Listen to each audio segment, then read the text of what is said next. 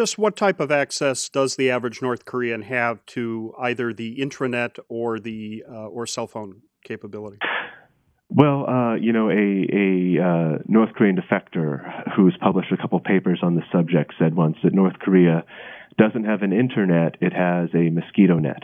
It has a system that is designed to allow access to certain materials to a very privileged elite, but its main goal is to protect its population from potentially corrosive foreign information. So if you're wealthy, you might be able to afford a North Korean cell phone called Koryulink. These are cell phones that can only make phone calls within North Korea. If you're part of an even more elite class or a student, you might have access to the North Korean intranet, which is a closed network. It's not like the internet we know.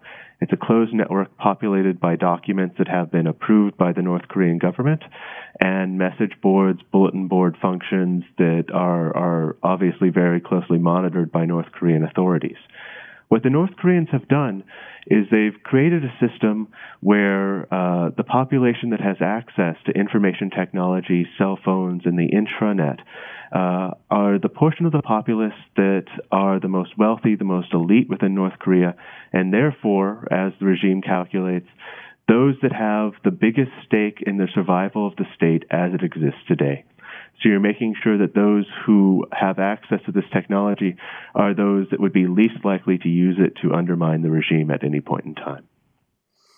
Interesting. You refer to a double-edged sword, and to what degree is there a risk in terms of opening up? Is there a critical point when information flow then becomes a challenge to the regime? It absolutely does. You've seen a few changes just with these networks of cell phones that can only be used domestically and the intranet within the country that are very new developments in North Korea. For example, one of the things that we found is that the North Koreans who have cell phones, about 5% of the country, about 1 million people in a population of 20 to 22 million, use their cell phones as much as their cousins in South Korea do. It's just that they're just such a smaller number of the population. But this means there are far more conversations going on in North Korea than the state security mechanism has the ability to track at this stage. And that's a very new development. Traditionally, the state security department could really keep track of every conversation that was going on via landlines in the north.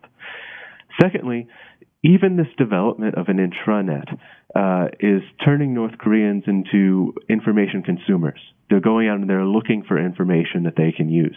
This is a very, very big shift in North Korea from a population that has been trained over many decades to not ask questions and not draw attention to themselves. So we are seeing a systematic shift here in North Korea. At the same time, these technologies are being adopted in a country that has one of the most rigid social hierarchies of any country on earth. You have a system of basically a caste system where social welfare, provision of good jobs, access to health care, access to education is tightly controlled to those who are considered to be good citizens and denied to those who are considered to have a negative history within the country. So it's very limited in terms of who's going to have access to it, and the social control mechanisms are very, very rigid. So we're not looking at a situation that's going to inevitably lead to some sort of Jasmine revolution within North Korea. But we are seeing seeds that have been planted within the North that over a very long period of time, over the next decade or so, could have a potentially transformative impact on the state.